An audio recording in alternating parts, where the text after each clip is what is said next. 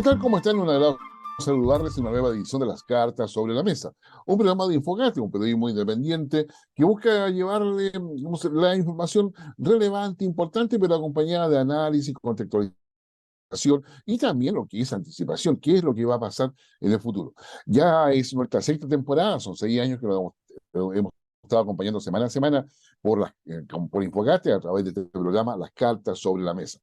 Un programa que se transmite por Mundo TV desde Antofagasta hasta Los Lagos y también al resto del país en varias plataformas como Telecauquenes, Neulevisión y por supuesto nuestro media partner Radio Longuén en Concepción, a quien siempre saludamos con especial cariño.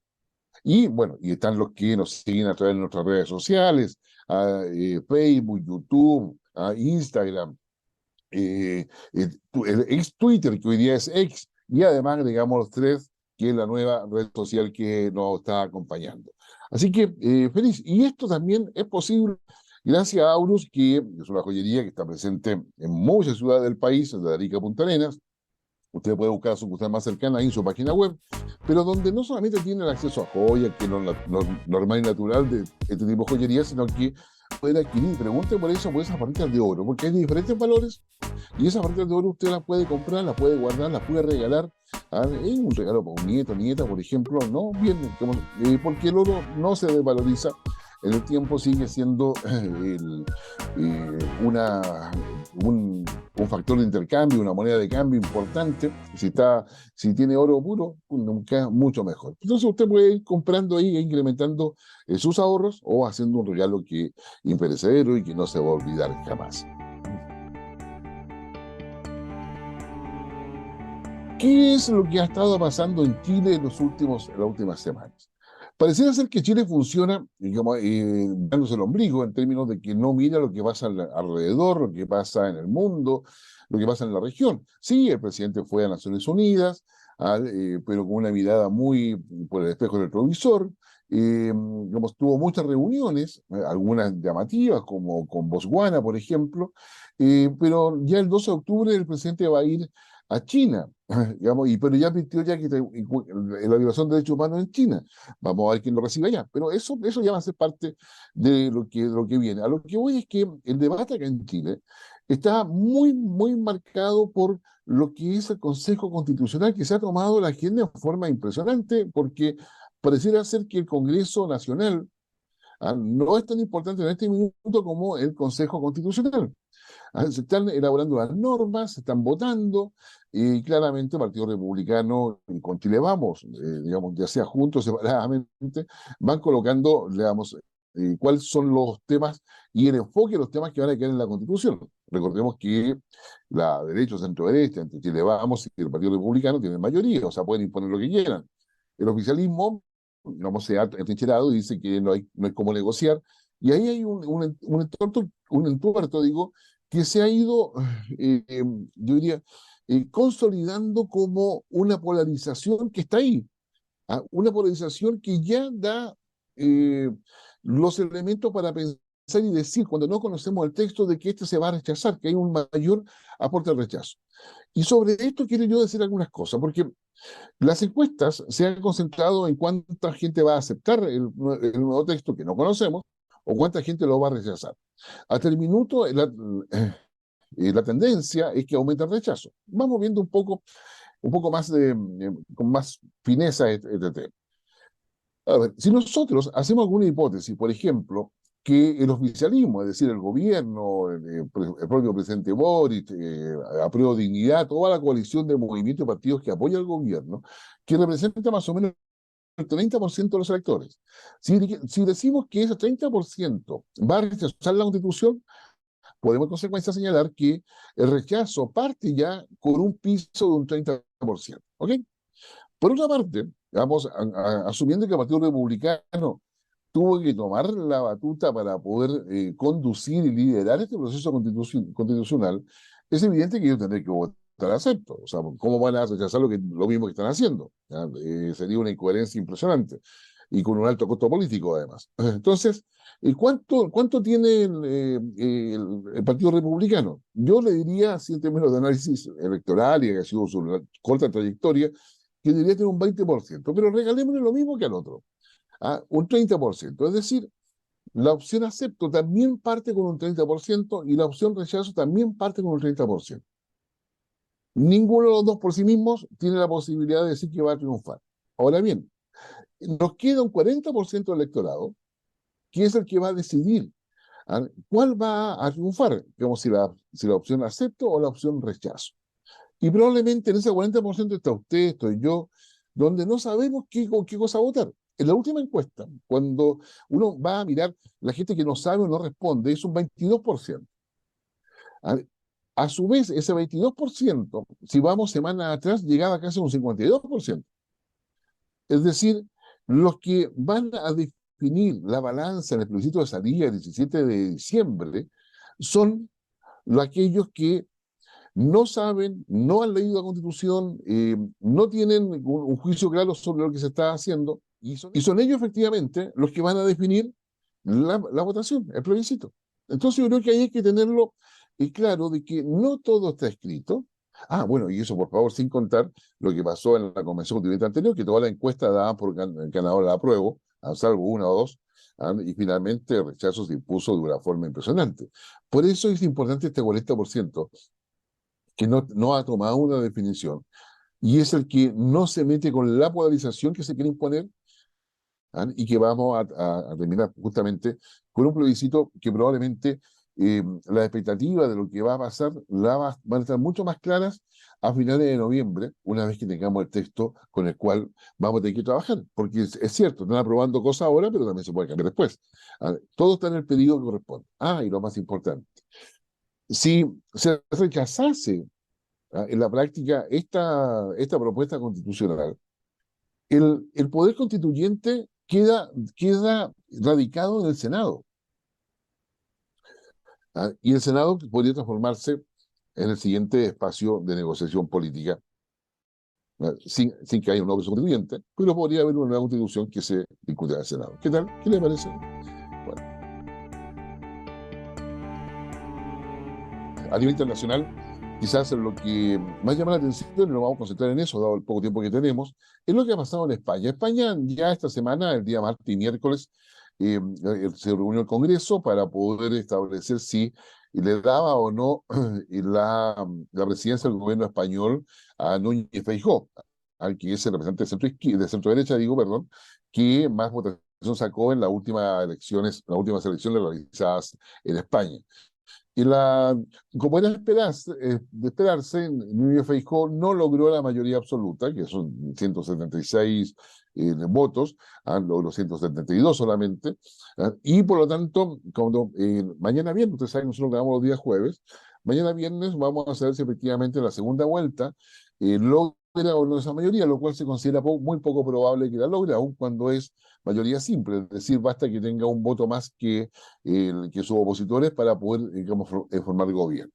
Si eso fuese así, lo que vamos a tener en el futuro, o sea, lo que queda es que eh, termina la votación el día viernes, digamos, si Núñez Feijóo no es aceptado como nuevo presidente del gobierno, se esperarían 2 meses más, se iría donde el rey Felipe le entregaría ahora la responsabilidad de formar gobierno a Pedro Sánchez, y Pedro Sánchez tendría que ir a la votación, ¿no es cierto? Tal cual lo hizo hoy día Núñez Feijóo. Ahora, ¿cuál es el problema? De que Pedro Sánchez, para poder ganar la presidencia del gobierno español, tiene que ceder en términos de los grados de autonomía mayores, por supuesto, para las autonomías dentro de España, y a su vez tiene que avanzar hacia la amnistía de los catalanes, de los que están hoy día presos por incitar a la división de España, en fin, una serie de cargos, y quieren la amnistía.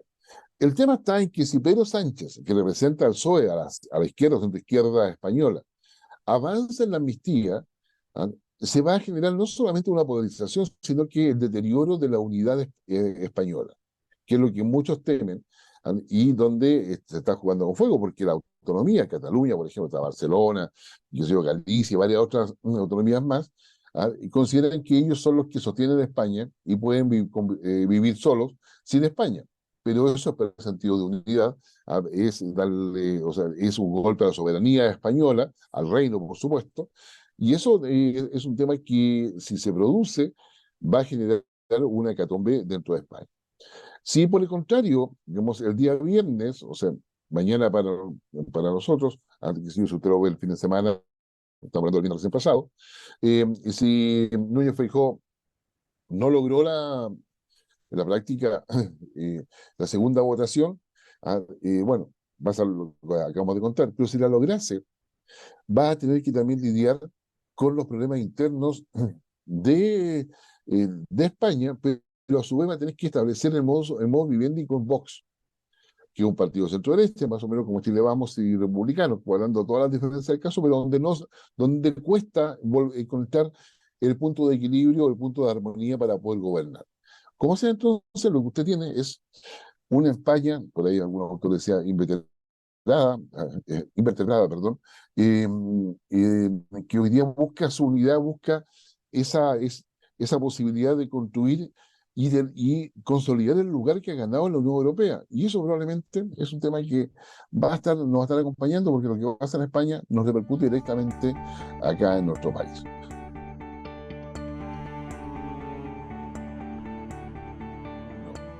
Efectivamente, en lo que va corrido del año, Chile ya se ha acostumbrado a que el cambio climático nos trae varios fenómenos adicionales, pero no solamente cambio climático, sino que son también las condiciones propias de un país que tiene características geográficas, topográficas distintas y que muchas veces se enfrenta no solamente con los cambios de clima, sino que también con los terremotos, los temblores, que muchas veces aumentan su intensidad de frecuencia. Y siempre, bueno, tenemos el incendio forestal en el verano, los volcanes de partida también son parte de nuestra realidad, digo. Y para entender un poco todo eso, y preguntarnos si realmente estamos haciendo lo que corresponde, porque ya son décadas y décadas que sabemos lo mismo. Bueno, Michel Delerme, que sé yo, es un experto, especialista, una persona muy preparada en lo que es gestión de emergencias. Ha estado, tenido digamos, la oportunidad de estar en FEMA, ser certificado por FEMA. Usted mira que es FEMA. Es la Senapred de Estados Unidos, pero claramente FEMA es mucho más que eso. A mí me ha tocado verlo en funcionamiento en Estados Unidos. Y cuando hay una emergencia, todos los organismos del Estado, de Estados Unidos, se ponen a disposición automática de FEMA. Y es la que hace la distribución de los recursos estatales y privados. ¿Es así o no, Michelle, si mal no recuerdo? Sí, y de hecho debo decirte que hay algo bien particular y que se conoce poco acá y que sabemos que básicamente la musculatura, bueno, primero, hola Guillermo, un gusto estar contigo nuevamente, pero siguiendo tu línea, hay algo que curiosamente no se sabe, ¿no? Lo que pasa es que las emergencias tienen la característica de escalar y por lo tanto tú no puedes tener una gran musculatura detenida todo el año y por lo tanto lo que se hace en Estados Unidos habitualmente es que tú tienes una musculatura muy fuerte con capacidad de crecimiento hasta cierto punto, pero por ejemplo FEMA lo que tiene son contratos con empresas privadas que se activan al momento de una emergencia que ya supere ciertos niveles. Voy a darte un ejemplo bien directo que me tocó conocer. Yo tuve un compañero en Estados Unidos donde hicimos el tema, la certificación prehospitalaria, ¿Ya? y él en ese tiempo trabajaba precisamente para una empresa que tenía un contrato, vendríamos a decir nosotros como el contrato marco. ¿Ya? Tenía un contrato con la FEMI para las Torres Gemelas. Y cuando viene el golpe del primer avión a la primera torre, obviamente esta empresa, anticipando de que básicamente esto va a escalar y va a, básicamente en algún momento dado se puede activar el contrato, ellos lo que hacen es inmediatamente activar un supervisor que ya empieza a evaluar la escena. Es decir, hay un esquema ahí donde el sector privado participa a partir de esta suerte de contrato, pero obviamente estamos hablando de niveles de especialización muy altos. Entonces, te genera un círculo virtuoso, porque básicamente hay una industria que trabaja, que se especializa, donde hay un negocio, pero básicamente es una extensión de la gestión pública en materia en este caso, claro, uno podría decir emergencia, pero ahí teníamos varias cosas bajo el concepto tradicional de emergencia, ¿no? Un acto terrorista, teníamos materiales peligrosos, teníamos un incendio, teníamos una serie de elementos búsqueda y rescate. Entonces, es un tema de seguridad pública muy, muy importante. No, eso no, a mí me llamó mucho la atención. Yo en alguna oportunidad estaba en Estados Unidos y venía un huracán que se dio sobre una ciudad. Y era impresionante porque finalmente todas las autoridades políticas quedaban a un lado, FEMA tomaba el control, digamos, y lo hacían de tal forma que eso me llamó la atención. Digamos, unidades para reponer el servicio eléctrico, y estaba todo calculado, no sé, cada 4 manzanas, había una unidad que estaba compuesta de 3 vehículos, uno para sacar el árbol, otro para poder reponer la energía y otro que hacía las conexiones, por decirlo en términos muy simples. Y estaban desplegados todos. ¿Ya? De tal forma que venía el huracán, cortaba la luz, caía un árbol, etcétera. En menos de una hora la energía estaba repuesta, y ese era el objetivo. Y el presidente, que estaba Obama en esos años, aparecía en un centro de atención médica y ahí se lucía, pero no se iba a meter ni por casualidad al lugar donde estaban operando. Así es, mira, y qué bueno el ejemplo, porque además estamos con una temporada de huracán en este momento que podría ser muy activa. Hasta el momento ha sido activa, pero no tan catastrófica, pero en cualquier momento puede ocurrir, precisamente por lo que estamos viendo, el fenómeno del cambio climático. Pero en materia de los huracanes, ahí es siempre importante. Nosotros solemos hablar de una cultura de prevención, pero yo te diría que en países desarrollados más bien una cultura de anticipación. Eso permite prevenir mejor, mitigar mejor, Así es. etcétera. Entonces, en lo que tú dices de los huracanes es bien interesante porque básicamente la autoridad local, que en este caso podría ser desde el administrador de un condado hasta el gobernador, es cierto, de un estado, toman la decisión sobre la base de un pronóstico meteorológico. Es decir, aproximadamente 5 días antes de que llegue el huracán, ellos decretan el estado de emergencia. Y el estado de emergencia lo que abre es la billetera, te permite desplegar logística, recursos adicionales. En el último huracán, que fue, si mal no recuerdo, el Lee, que fue hace unas semanas atrás, que golpeó Florida, 5 días antes se declaró el estado de emergencia por parte del gobernador y 3 días antes el nivel nacional, el presidente, hizo y firma una suerte de, para nosotros vendría a ser de decreto de emergencia, donde lo que despliega es básicamente los recursos en apoyo al nivel local. Ahora, ahí lo que tú dices con el tema de la electricidad es muy, muy interesante, porque sabemos, un país muy, muy grande, lo que termina ocurriendo ahí es que saben que entonces va a llegar el huracán, saben que va a haber corte de electricidad, servicios básicos, y lo que empiezan a hacer entonces las empresas es a desplegar recursos de manera anticipada en los límites de donde básicamente no va a golpear el huracán. Y tú empiezas a ver que si esto va a ser en la costa oeste, empiezan desde la costa este incluso a desplegar exactamente lo que dices tú. O sea, básicamente el camión para esto, bueno, y tú tienes lo que se llama se llama staging area, un área de permanencia, donde dejan toda la logística ahí.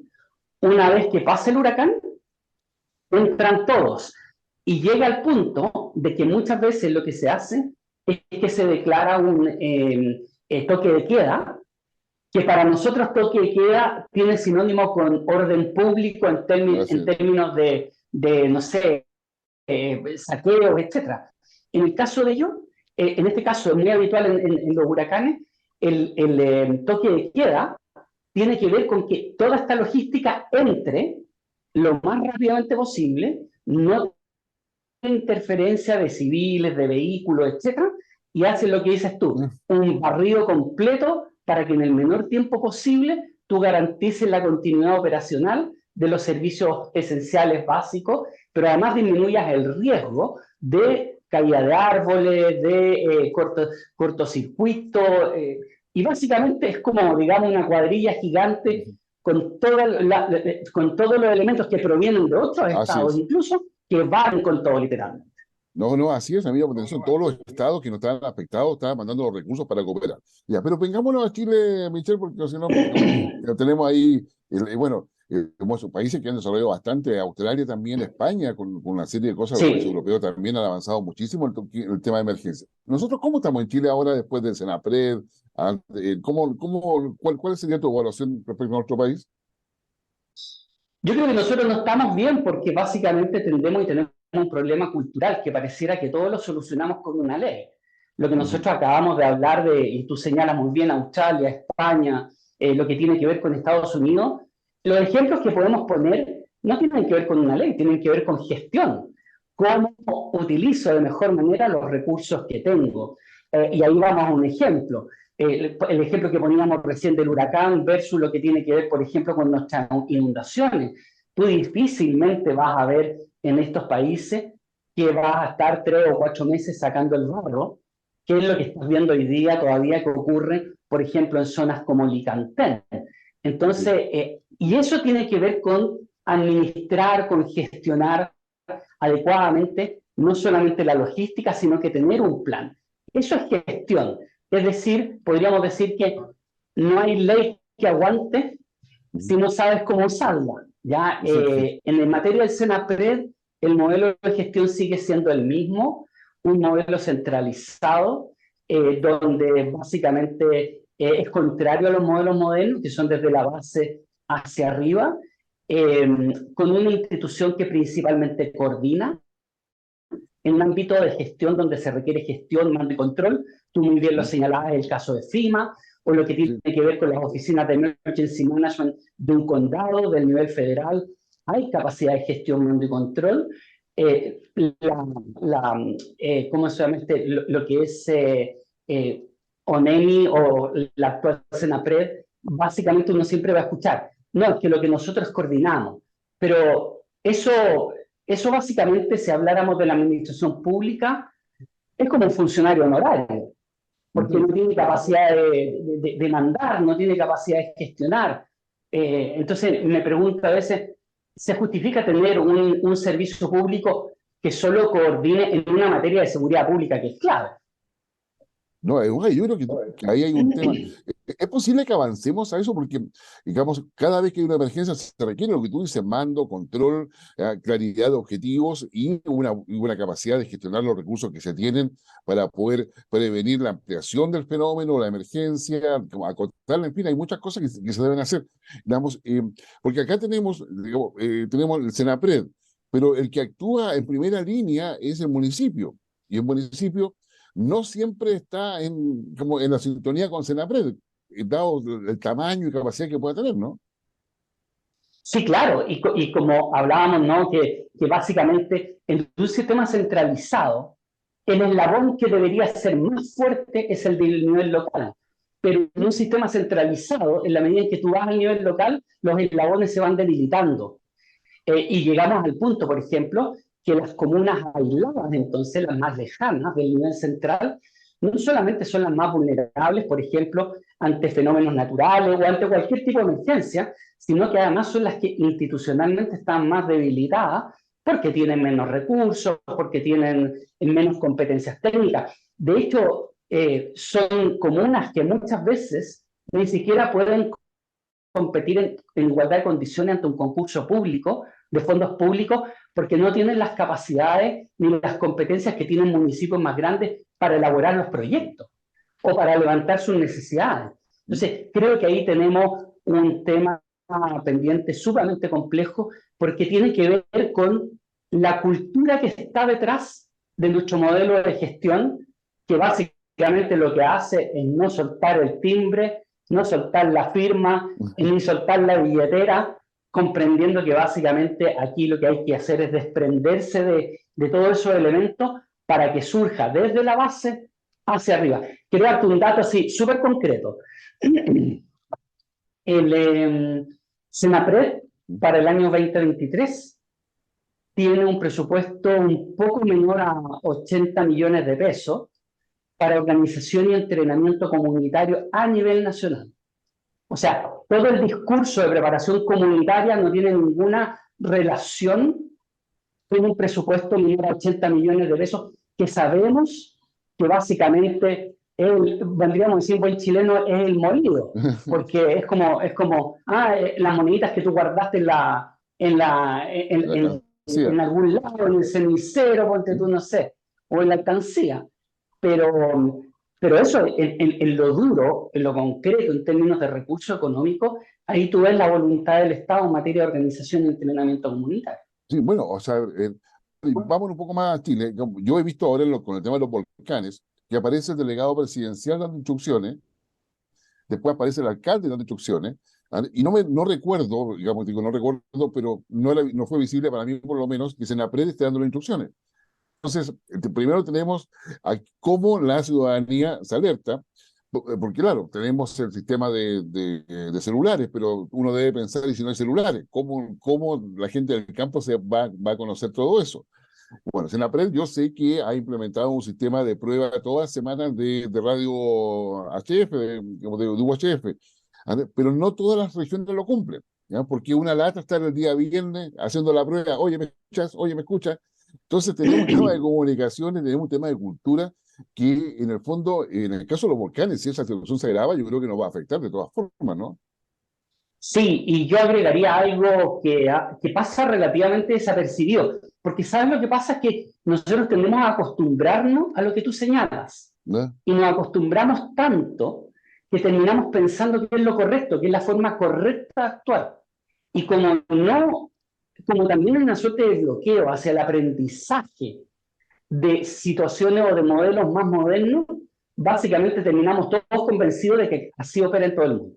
Lo que tú señalas es algo del año 1970 en California se estableció como lección aprendida de un incendio forestal Mm. y que decía que los sistemas de emergencia solían tener problemas en la claridad de las líneas de autoridad. Eso significa que el año 70, y cuando digo lección aprendida, es lección conocida a cambio realizado. Si no hay Sí, cambio, no hay lección aprendida. Y por lo tanto, desde el principio de los 70, es que hay soluciones desde el punto de vista de modelo de gestión, estructura de gestión, que resuelven ese tema. Sin embargo, en Chile ese principio no se utiliza y no sigue. Y por lo tanto, tienes múltiples vocerías. Es decir, no tienes claridad en la línea de autoridad. Como se dice en buen chileno, no, ¿quién corta el queque? Ahora, ¿quién corta el queque en un modelo, en un momento crítico de emergencia? Ojo, con mucha fake news además, sí. es sumamente complejo. Pero yo quiero adicionar algo que ha pasado incluso desapercibido. Tenemos dos sistemas de alerta, Ujú. porque Sennagiomín saca una alerta y el volcán, la situación del volcán está en alerta naranja. Y Senapred tiene el volcán en alerta amarilla, porque el sistema de alerta de Senapred es verde, amarillo y rojo. En cambio, desde el punto de vista volcánico, Sennagemini tiene verde, amarillo, naranja y rojo. Entonces, claro, ¿cuál es el resquicio que se utiliza comunicacionalmente? Es que dicen, lo que pasa es que Sennagemini tiene una alerta técnica. Pero, ¿qué es eso? O sea, es simplemente la justificación para tratar de decir, no sé, aquí no estamos compitiendo. Pero, perdón, o sea, aquí o sea, si nosotros vamos al tránsito, nosotros en una cuadra tenemos verde, amarillo, rojo. Y en la otra cuadra es como que tuviéramos verde, amarillo, naranja y rojo. O sea, comunicacionalmente en una emergencia, eso es nefasto. Y ni siquiera está nuestra fragmentación que ni siquiera, a pesar de que pasan y pasan los años, algo tan básico como eso se corrige. Y eso es muy complejo, porque nuestros problemas son básicos al punto de que en el mundo son realidades resueltas te estoy hablando de hace 4 o 5 décadas. Exactamente, ¿no? Y eso, o sea, bueno, en toda emergencia, el tema de la comunicación entre los incumbentes que tienen que enfrentar la emergencia es una cosa.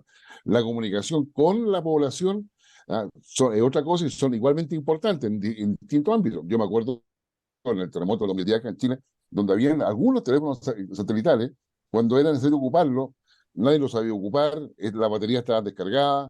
Entonces, todo lo que se compra para emergencia, finalmente, como tú bien decías al principio, como que las emergencias son episódicas, Por lo tanto, tú no puedes tener una Sí. musculatura permanentemente, pero tienes que tener las capacidades y mantener esas capacidades. Y Porque debo son, decirte que el año 2010 habían celulares no solamente sin batería, sino que además no tenían el plan.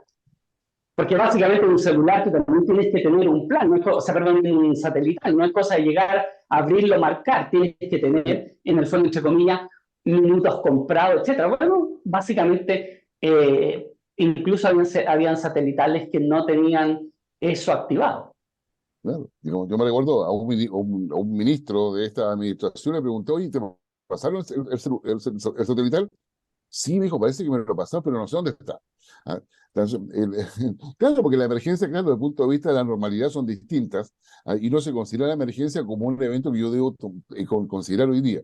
Bueno, pero vamos, estamos haciendo algo bien con la prevención respecto a los incendios forestales, porque digamos, se ha convocado a reuniones, todo eso. ¿Cómo ves no sé, esta capacidad de anticipación que se parece estarse generando?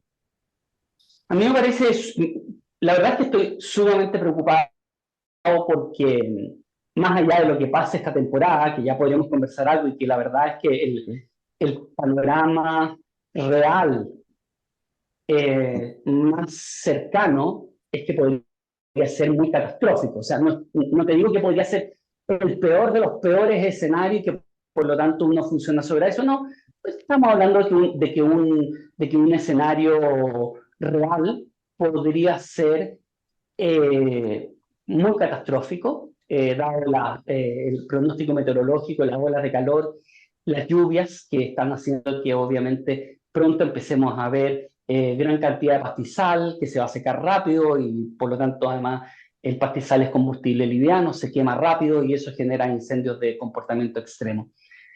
A mí me preocupa porque quiero darte algunos datos bien A ver, concretos. Pareciera que todos los años estamos descubriendo el clima extremo y estamos descubriendo los incendios de comportamiento extremo.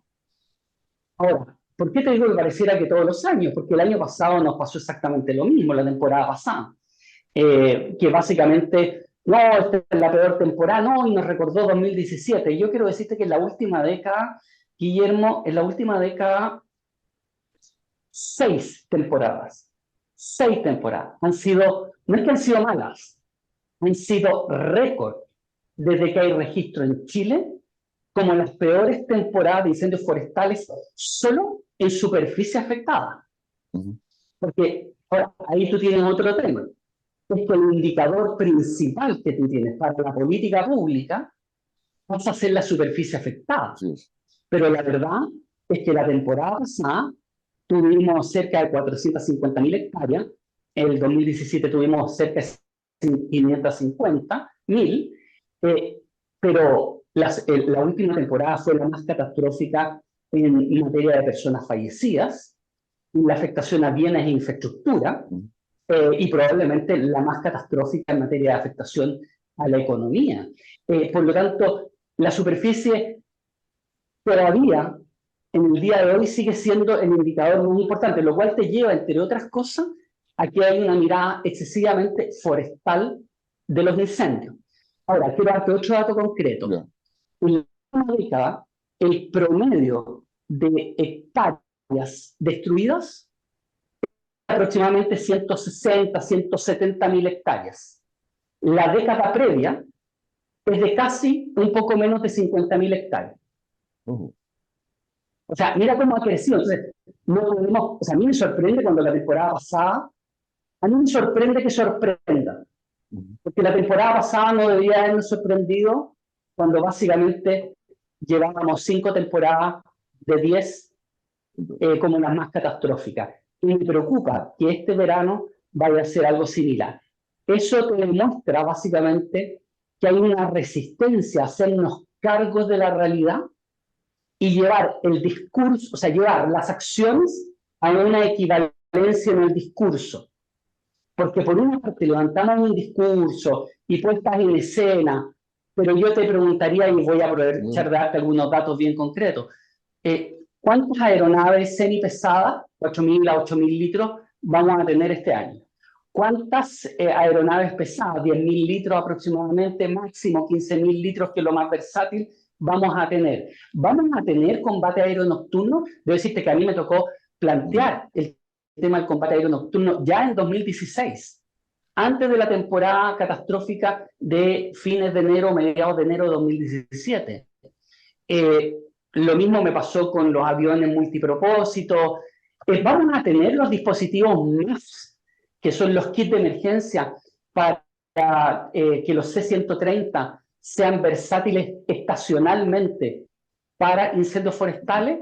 A mí me preocupan estas cosas y yo te diría que es probable, yo te diría que es probable que varias de esas cosas no las vamos a tener a pesar de que llevamos años planteando.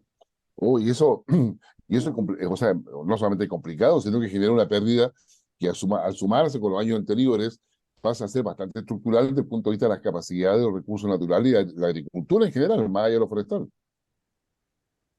Así es. Y además a eso tienes que sumar otro elemento. Es que mucho se habla del tema no de la intencionalidad. El tema es que hay otra realidad que nosotros no estamos asumiendo. Es que por una parte tú tienes la acción humana asociada al desconocimiento, a la falta de prolijidad, a la accidentabilidad, que esa es la mayoría de los incendios. Tiene un 30% que aproximadamente de intencionalidad criminal, digamos. Hay dolo, hay un crimen detrás, o sea, básicamente algo que debería ser perseguido por la justicia. Pero esas son cifras nacionales. Cuando nosotros empezamos a mirar, nos damos cuenta de que, al menos lo que es la región del Biobío, Ñuble y Araucanía, ya uno podría empezar a concluir que en los últimos años hay una relación directa con el conflicto armado y por lo tanto ya estamos hablando de otro tipo de intencionalidad, una intencionalidad mucho más fuerte, una intencionalidad mucho más compleja y por lo tanto estamos hablando de que ahí hay un manejo de orden público que es clave. Y por lo tanto implica, entre otras cosas, clave, no solamente para disminuir la probabilidad de ocurrencia, sino que en el contexto del conflicto armado es muy complejo combatir. Entonces hay estrategias que en algún momento dado deben ser diferenciadas porque en un contexto se requiere el pilar del orden público y de la inteligencia es mucho más fuerte que en el caso del otro lado. Y no nos olvidemos que el año pasado, entre lo que es, digamos, Biobío, Ñuble y Araucanía, y también, bueno, Maule, se quemó la mayor parte de esas 450.000 hectáreas, y las personas que fallecieron en Biobío, Ñuble, en esa zona. Sí, Michelle, una de las cosas que nos llama la atención es que el cambio climático ha generado varios comportamientos distintos en distintas variables o factores de la naturaleza. ¿Qué se espera? Bueno, nosotros ya estamos viendo mayores lluvias, mayores vientos de mayor intensidad, lluvias que se alargan o aparecen estos nuevos conceptos que no conocíamos antes, o por lo menos no eran de uso frecuente. Los ríos atmosféricos, que trae mucha lluvia, mucho viento, etcétera. ¿A qué deberíamos prepararnos más para el futuro acá en Chile? Considerando el cambio climático, lo que tú estudias, yo creo que el norte se va a ver afectado más de alguna forma. O sea, ¿qué se esperaría que nos anticipáramos para poder manejar mejor los desastres o los impactos que estos tienen? Bueno, yo te diría que hay varios elementos. Uno, incluso voy a ir más allá de los dos extremos, ¿no? Desde el negacionismo trampista hasta lo que tiene que ver con quizás el otro extremo que podría ser una exacerbación en algunos grupos más radicalizados ambientalistas. Lo que es inobjetable es el clima extremo.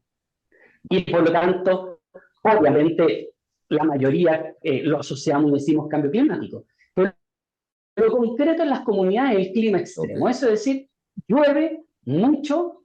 Mira, se puede dar la paradoja de que llueva mucho en poco tiempo y al final del año sigas en sequía. Yeah. Pero básicamente te inundaste 5 días y la verdad es que fue catastrófico. Entonces, hoy día lo que estamos viendo son lluvias extremas. Eso tiene impacto porque ahí nos pasa muy fuerte la cuenta nuestra planificación territorial. Y nuestra construcción territorial como ciudad, es decir, colectores de agua lluvia que van a ser estresados, colectores de agua lluvia que no van a ser suficientes, colectores de agua lluvia, por ejemplo, que debieron haber sido mantenidos, pero que claro, duran más y no hay mayor inconveniente, y si se rompe, nosotros funcionamos mucho que cambiamos la matriz cuando se rompe la matriz de agua. Bueno, lo mismo nos pasa con los colectores. Entonces, todo ese tipo de temas, yo creo que nos va a pasar la cuenta el tema de cómo construimos ciudad. En segundo lugar, cómo manejamos los riesgos de mitigación. Ahí voy a poner un ejemplo donde típico que terminamos revictimizando a las personas y decimos, oye, mira, si hay, se inundó Licantén. No, es que no se puede volver a vivir en Licantén. Entonces yo el otro día decía, bueno, pero había un brazo del río Mapocho que iba por la Alameda. Bajo ese esquema, eliminemos parte de la Alameda. Entonces, ¿pero qué se hizo? Hace muchísimos más años, con menos ingeniería, se hizo una obra de mitigación contundente que permitió modificar al menos ese brazo del río Mapocho.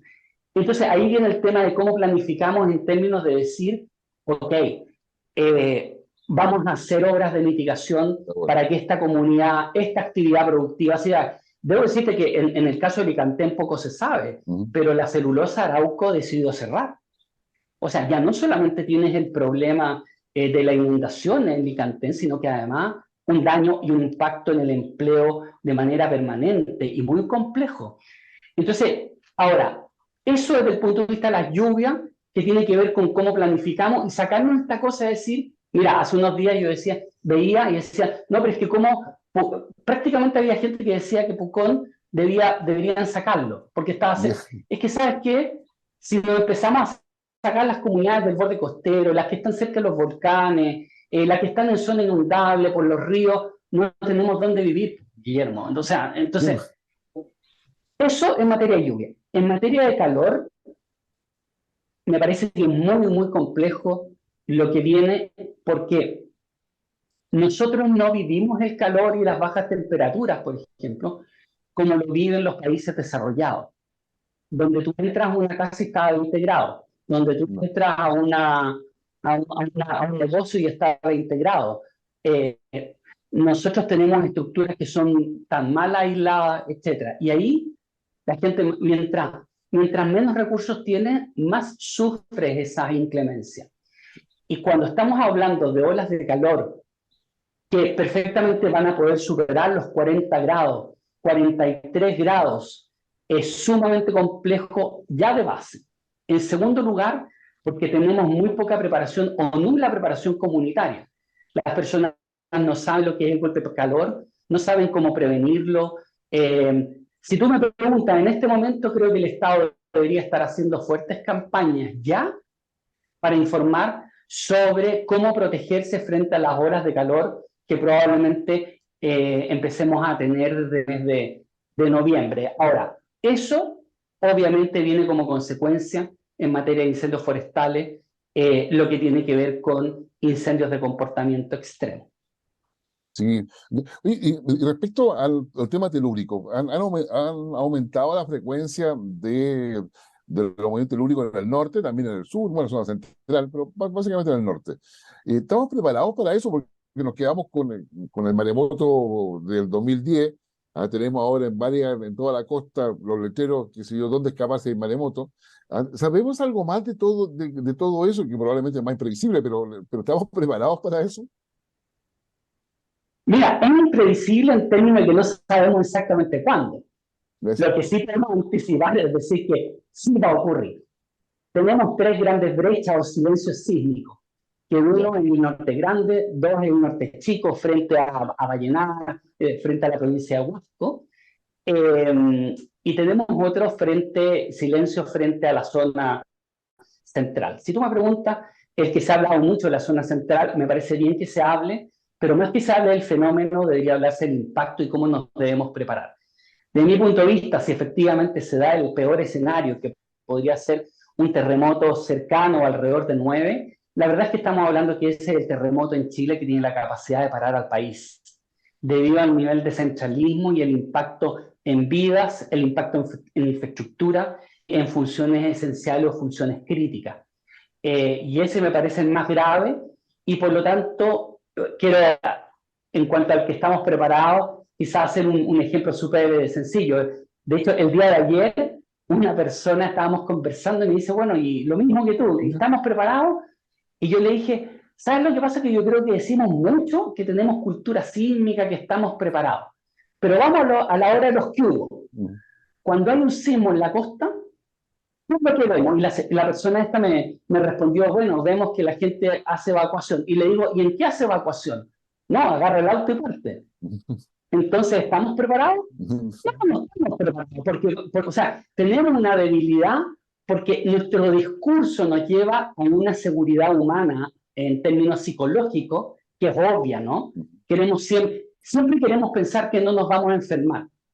¿Te fijas? Pero nuestro discurso está por aquí, desde el punto de vista de la preparación, pero cuando vamos a la realidad, está por acá. Exacto. Por ejemplo, en la evacuación en lo que es el borde costero, o por ejemplo, lo que se ha dicho últimamente en términos de la evacuación vertical, que si tú me preguntas, en Chile es absolutamente inviable todavía, no tiene ninguna... Imagínate lo que significaría un terremoto como el que estamos hablando de la zona central en el mes de enero o febrero, con la cantidad de población flotante, y que tú hubieras instalado la evacuación vertical, todos los edificios del borde costero, el nivel de presión que tendrían, Mm. solo de los bañistas, o sea, ahí tú escalas inmediatamente un tema de orden público en medio de la evacuación, porque tú tendrías a la gente pateando puertas, rompiendo ventanas para tratar de entrar a un edificio. Entonces, me parece que nosotros debemos ser más pragmáticos y más concretos al momento de hacer planteamientos y no ser tan academicistas muchas veces, donde, claro, se plantean cosas que en el papel funcionan, pero en lo práctico no es ni siquiera recomendarlo, difundirlo todavía.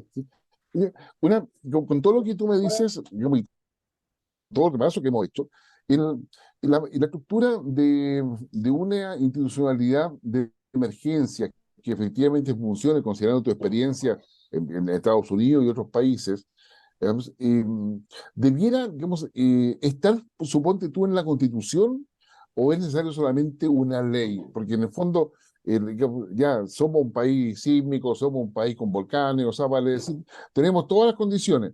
Sería llevarlo a la Constitución, no, y no es que quiera politizar todo esto, pero pues, si estamos hablando de una estructura de mando y control, la única forma en que se haga caso es que está en la Constitución, porque ahí se otorga la atribución y la jurisdicción.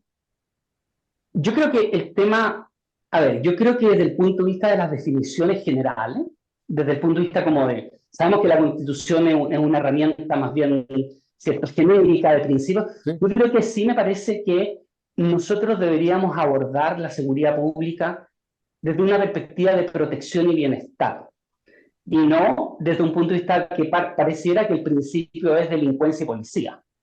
Me parece que nosotros debemos empezar a ver la seguridad de las personas, los bienes, la infraestructura, el medio ambiente, como algo, y la economía, como algo mucho más de fondo. Creo que desde ese punto de vista, desde el punto de vista principio, y desde el punto de vista de redacción, deberíamos irnos a una redacción que tenga una mirada menos centrada en el daño y menos centrada en lo táctico y más centrada en los principios a los cuales aspiramos. Y eso es protección y bienestar. Desde el punto de vista de la estructura del Estado, de hecho hay un proyecto de ley que está en el Ministerio de Seguridad Pública.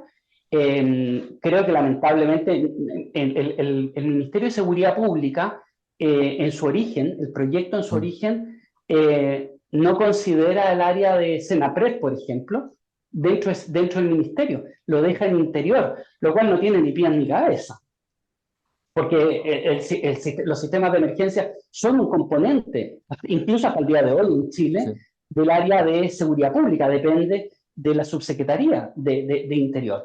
Y ahí yo creo que debería establecerse una modificación importante, donde probablemente deberíamos tener dos subsecretarías, una que vea lo que tiene que ver con lo más tradicional, el relacionamiento con las policías, etcétera, y lo otro, lo que tiene que ver con la línea más bien de Senapred, y que tengas un servicio que dependa de una subsecretaría, de manera tal de generar mayor rango político, pero además mayor accountability, o sea, que haya un accountability político claro.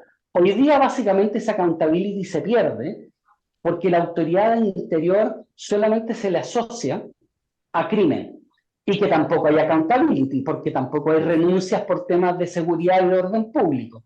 Así Y es. desde el punto de vista de emergencia y catástrofe, tú tienes un cargo como el director de Senapred que es de alta dirección pública y por lo tanto suele estar ajeno a la rendición de cuentas de responsabilidad política.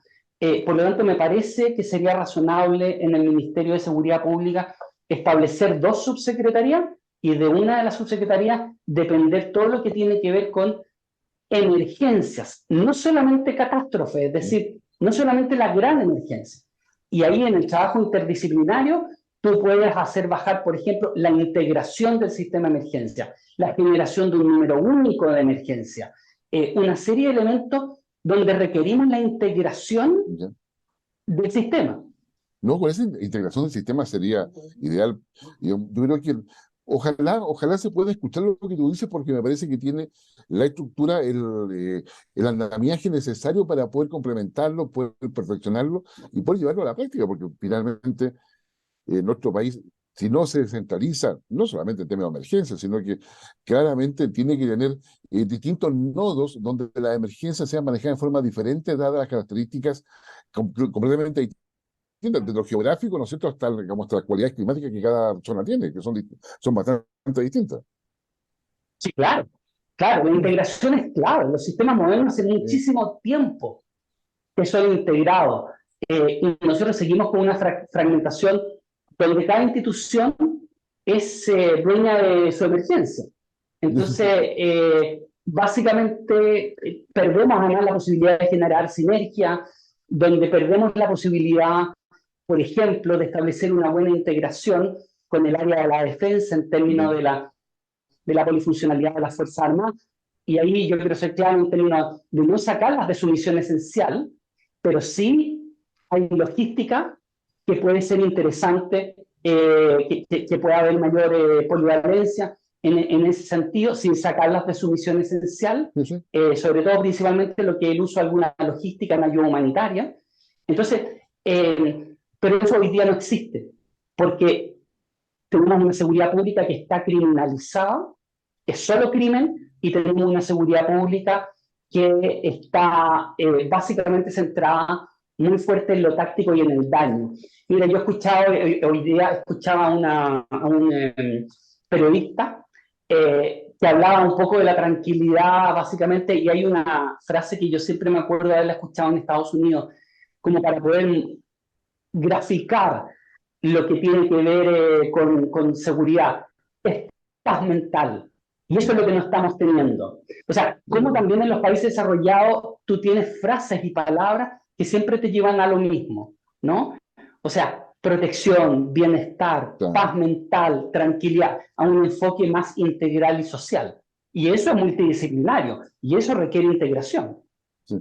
Vicente Lerbe, te quiero agradecer enormemente todo el aporte y la conversación que estuvo muy interesante.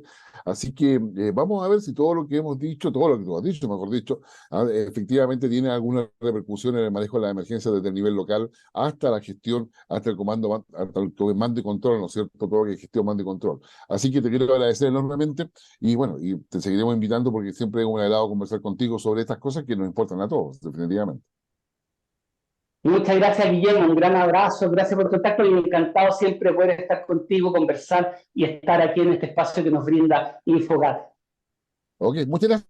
Y a ustedes que nos siguen semana a semana, muchas gracias por estar con nosotros. Hoy día hemos abordado lo que es la emergencia, pero de una visión no solamente de quién la sufre, sino de quién tiene que luchar contra ella, anticiparse a ellas. Bueno, y creo que eso le va a dar tema para que conversen con sus amigos, con su familia, con su círculo cercano. Y bueno, efectivamente, generar un diálogo que fortalezca que vea lo que está pasando en su zona, en su sector.